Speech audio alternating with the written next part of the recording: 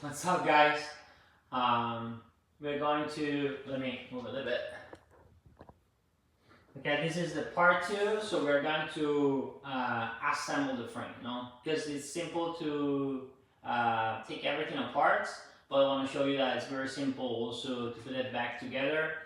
So we put this, take the base, the front triangle, and let's go over the detail how hard to assemble a frame from the scratch. It's the first thing we're gonna put back together the front and rear triangle. So we need to put it here. First thing we're gonna do is put the rear axle inside, like the lower one. Alright. Just leave it unscrew because one of the most important part is the rear suspension link that we want to put it first. So we put the two axles. These are the axle that's on the main difference, like I mentioned in the first part of this video. You have the axle in steel on the R model and the aluminum in the SL model. It just shaves just a little bit of grams, not too crazy, but that's the idea of the SL, to have something very super light setup. This is what we go for with the SL model. And then there is a Series 0 model where the difference is not just the details inside the frame, which are kind of the top that we can offer, like with including carbon fiber screws and parts and 3D printed suspension link and a lot of exotic stuff. But it's also coming together with the rear shock and the suspension fork and the integrated handlebar on the 2023 model. So that's why you see in the website, when you go and you choose the frame, some customer inquire like why is the different, why it's so expensive. Well, it's so expensive because also include the front fork, and this suspension are specifically tuned for every frame, every frame model we have in our catalog. So either if it's Fox, RockShox or DBO, all these suspension are being factory tuned specifically for the frame. So the performance you have with all those frame, with all those suspension is dedicated, because different thing is just to buy fork online and upgrade your bike and put on your bike. Some people like to and I'm personally one of them, like to buy a frame set and then build the way you like. Well, you can do that with the 01. You cannot do that with many brands. I know that for sure. That's one of the main criteria of starting a bicycle brand, was my frustration of like where you cannot choose colors, you're not gonna choose components on your bike, and I was normally buying a frame set online or on a bike shop, and then build it with some of my old components. I buy some new components, which is totally fine. But when it comes to suspension, you need to understand that's a very important part, especially on the full suspension, especially on enduro or gravity application, and having some suspension that are actually factory tuned specifically for the frame make the world difference in terms of performance.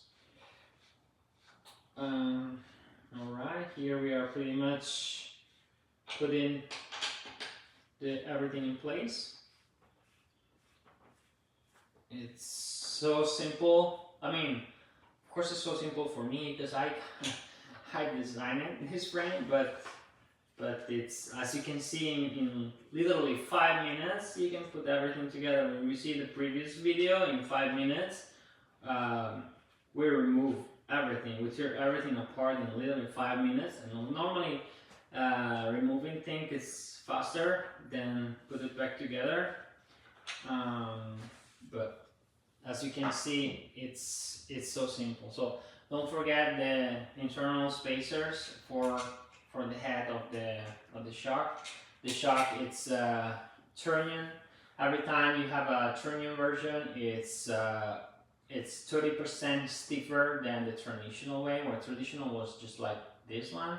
But having the Turnian actually can take it like in a largest way and make the whole bicycle more stable feeling, and of course stiffer.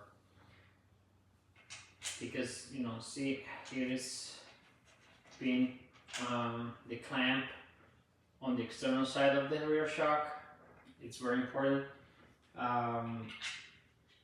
Our previous version of this frame, it was with the traditional, it's called metric rear shock, and then we upgraded to Tronian, and you can feel the difference. And especially we were able to see that because the frame was pretty much exactly the same. The only difference was the Tronian, and makes all difference in terms of stiffness of the frame and stability. So every time you're choosing a bike, including older brands and stuff, you need to make sure you know which suspension system you're choosing.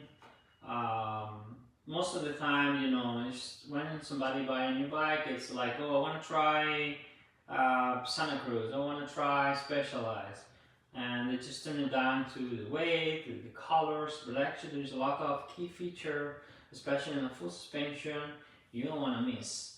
And the idea of this video is also that, show you how we make our full suspension frame and why. And so, you know, when it comes to that, there's no, you know, you cannot compromise with certain elements. Alright. Pretty much it. This is the last piece missing. It will be better, you know, on a bike stand, but I wanted to show you here, and this is our like all the time spot where I record video and stuff, and so I wanted to not change it. It's just a little bit unpractical, but it gives you an idea of how simple it is to put everything back together on this frame. It's literally 5 minutes. Alright, here we go. The bike is ready to roll. I mean, to assemble first. Well, just want to mention a little bit more. Like, of course, it's a booster. It's coming from with this super light axle. We make everything in house, as you can see. And the bottom bracket is a 41 millimeter. It's a BB 92 for mountain bike. Same thing as BB 86 for road bike. We use the same standard for road and mountain. Like I mentioned earlier, the steering tube is tapered.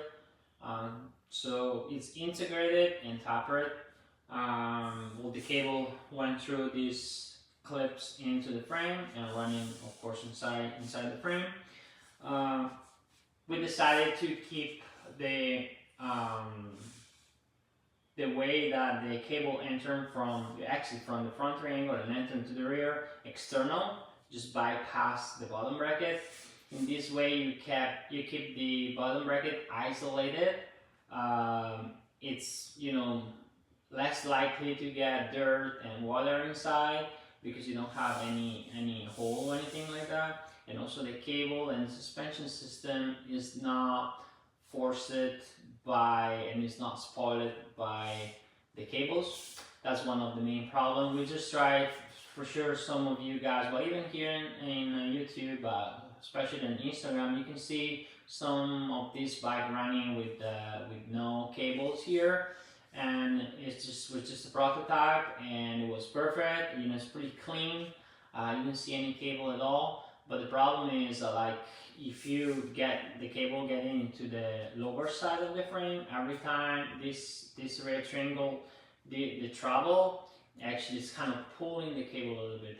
There's no problem for the cable itself. The problem is like it's contaminated the way the suspension is actuated. So it's not very smooth transition when you use the bike. I feel like a little bit woody feeling, let's say, especially at the low speed, and it's not something we want. Instead, if you keep the cable like most of the brand going an external way here to bypass the bottom bracket and entering the rear triangle on the upper side, it's have much better performance and better transition, and like I said, you have better, you know, smoother suspension feeling.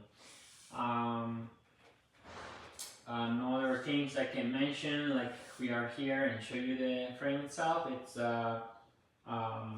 for sure the protection on the chainstay we use, which is very important, and not just to protect the frame, of course, but also with the noise. A very high noise. It's a very high density EAV material, and so it's reducing also the noise of, you know, the chain, especially in downhill.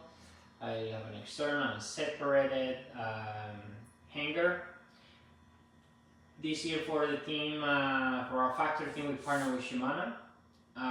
But for when it's going to be available, also the new SRAM rear derailleur that have kind of the integrated hanger into the rear derailleur.